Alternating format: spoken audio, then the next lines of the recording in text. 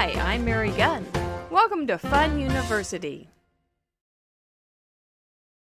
Hello, I'm Mary Gunn of Mary Gunn Fun, founder of Fun University and head professor. Welcome to Fundamentals, Introduction to the simplest of fun folds and an organizational tip. Okay, so Fundamentals is basically a little introduction class that I wish I'd had when I first started doing paper crafts, like real paper crafts. 23 years ago, something like that. So this is what I would like to have known. These are not fancy. You probably already know them, but it's good to have it in your I think it's good to hear and have in your brain so that someday you might come out more easily. So let's go down to paper. Alrighty. So here we have a little photo box and some old just manila, isn't that what they're called? Manila folders that I have cut into a different size.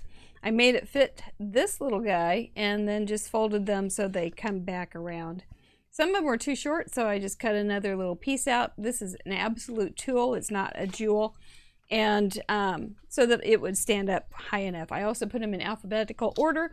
They have names that maybe aren't what you'll find on Pinterest, but I named them based on what their fold was. What's the defining part of their fold?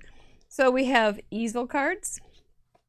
We have cards with extra flaps. That might be real handy for craft roulette. We have gatefold cards. We have inside wowies. No, I don't think that's a real name, but you know what I'm talking about. We have just plain old miscellaneous.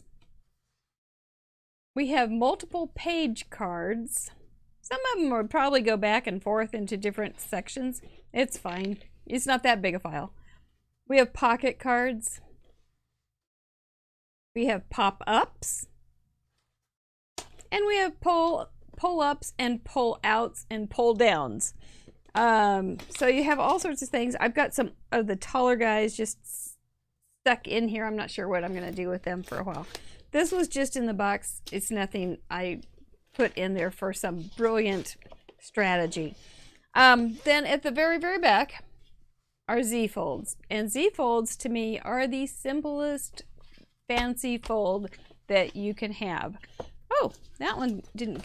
I'll show you the inside of a couple of these. This would be extra flaps. I thought these were pretty good definitions. They're pretty good for me, at least. I can understand them.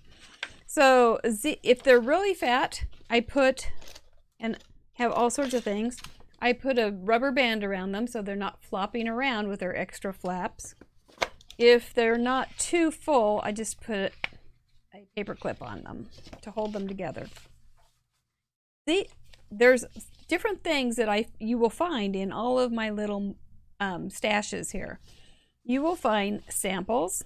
This could be an extra flap, Z-fold. You will find written out instructions on cheap cardstock. This is priceless right here. This little trick, if you do this, you will have all the fancy folds you ever want, and you'll have all the information right there on the fancy fold template. And that's called something. I don't remember what. It's some kind of Z-fold. You can do different orientations for your Z-fold. So if you have a tall one, or you can have it, you can show it sideways. Whoops. This one's really messy, but it was supposed to be messy. This is a great way to use some of your paper that you don't like. Use it into templates or samples that you know you're never going to use. And write your notes all over. So if you forget, you'll have it. Here we have a double Z-fold that's square, that makes into a square. I do have some of these. They probably need to be done on cardstock, but this is a double Z with just out of copy paper. the double Z, is it still the same thing? Pretty much, yeah, we had that one earlier with the things on it. There's so many things you can do within each fold that it gets rather ridiculous. Another thing that you could do is, one, you can keep your own Pinterest file that says fancy folds. You can make it public or not. And then you can keep samples of all of these different kinds. You can put a label on them, so to speak. I can't remember what Pinterest calls it, but you can put it in a category, and you could put it as pull-ups, pull-outs, pull-downs, pop-ups, Z-folds, and you can do your own secret, private Pinterest if you want. And then you could have samples of this, and you wouldn't have to do them analog or physically. You could have them all done on your computer if you'd like. This is a Z-fold with a little bit of a twist. But let's just show you a couple of these, shall we? So Z-fold, I love the name of it because it's easy to, it's a Z card. It's Z-shaped. So what you do is, this is 11 inches by 4 1/4 top fold. So this is going to be a long one. So it would be a left folding card. You just take the top flap and bend it back over to that fold, and that makes a Z-fold. Now what you do at this point, you can do all sorts of things. You can put a focal point that lays out this way so that you have an extra little thing, and it's only glued to this part, so when you bring it out, it can reveal something that was hidden. And then that pretty thing just lays straight here. Or you can do this thing with the little diagonal there, and just leave this piece solid and just cut this piece at a diagonal. I've got some more samples, but that is basically a Z-fold. Okay, that's a base for some easel cards too, but we're not going to go into all that tonight. So if you have some pretty paper that is backgrounded, or some background paper or pattern paper, and it's double-sided, or even if it's single-sided, you can make some pretty fast Z-fold cards. I think this is 5 1/2. It's 5 1/2 by 5 1/2. I thought it seemed a little big. So 5 1/2 by 8 1/2. Okay, nope, we're good. So then you would want to decide which way, but I'm going to make it like this. So just fold it in half. You can always score it first if you want to, and then fold this guy back. And here's another thing you can do. You can fold it so that it shows some of this part. So if you have something pretty, or you can fold it so that it's not pretty showing, but you can fold it down then and have a little. With these lines, it doesn't look so good. But if you had it like that, then you'd have another option. Or you could also fold it up here. You can also, with a Z-fold, you can also, let's turn it the other way, show you what it looks like. This outside. There we go. Pretty fancy too. Another thing you can do with a Z-fold, it gives itself right over to the fact that you can make a pocket card by sticking, you can just slide something in here, and you can put it on a card base if you want, like that, and just have a little something sticking out. You can also have it sticking out on this side and make it a surprise. Or you can make another fold, a double fold kind of thing, and stick it inside so that you have another card. It just starts to be Russian doll stuff, but that's what a Z-fold is, really a base for a lot of other cards. So that's another thing you can do. Then we come back to this guy, and you can go ahead and and you can also, then that doesn't look so good, you can also decorate them with smaller pieces of paper. So since we know that an A2 size card at the finish is 5 1/2 by 4 1/4, we're going to do the same kind of measurements as we do for a regular mat. So if we want it to, this doesn't quite fit, but yeah,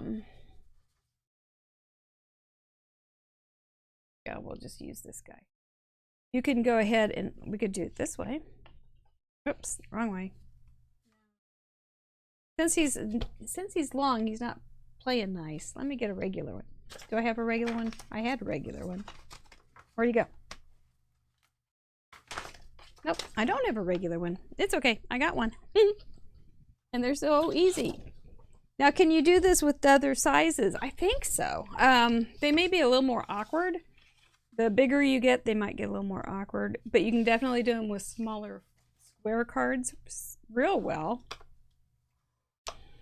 Slim lines, I think they get a little bit awkward. Slim minis, probably. But even so, slim minis are going to have a really small fold over. Trying to think what else. 5x7s, you could do it. Could you do it with? I think, but A2 and 5x7s probably are your safest bet, and the squares, the 4 1/4. Safest bets right there. Okay. So you can play all night with your labels and then make some zfold cards with your labels. Another thing to do when you are thinking about zfold cards is figuring out where you're going to put the adhesive. So let's go ahead. I've got it where I want it on the front. I'm going to pull it out just a little bit.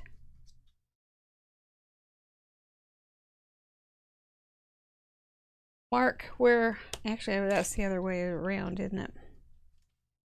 That'll be fine. And we're going to put adhesive just on this part. We don't want to put it on both of the parts of the focal point that you're adding to it because it will glue shut. Okay. So then line it up.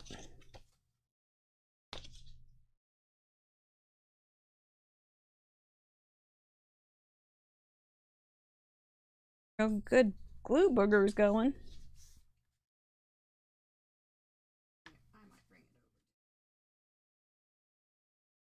Something to also to consider is the back of this piece if you're going to put this on a Z-fold, because you're going to be able to see it sometimes. So if it's got a lot of bleed through from markers, you might want to layer it. You can use a die cut, you can use any kind of focal point that you have laying around. You can put a piece of cardstock on there and a sticker that you might have, something really pretty that you never used for a scrapbook kit or something. And you can also hide things under here. So when the person opens it, they go, oh, that's so pretty. And it makes it double pretty to have kind of a surprise if that wasn't showing down at the bottom. So they're kind of fun that way. The fancy fold idea to me is just one more little step that makes it a little more interesting. It's just this is not fancy fold, but it just makes it a little more interesting for somebody to receive and enjoy. Doesn't take any more paper, doesn't take a whole lot more thought, but it does make it more fun. Now, if you want to do a double Z, let me think this through for just a second. I shouldn't have cut this off, but if you do want to do a double Z, the inside piece, you just add that piece to it. So this is 5.5 for a regular piece. And then if you wanted a fat inside piece, you would just add it however thick you want it before you cut it. And because you can fold them at the same time. Okay, so if this was all one piece, it would be really fun. And it'd be more fun fold than it is right now. But I'm going to go ahead and just pull that out. I'm going to flip it over and I'm going to do the same thing. I'm going to do it in half so that it's just like this. Okay, folds on this side, fold on this side. We're going to bring this back over here just like we're going to do on the base.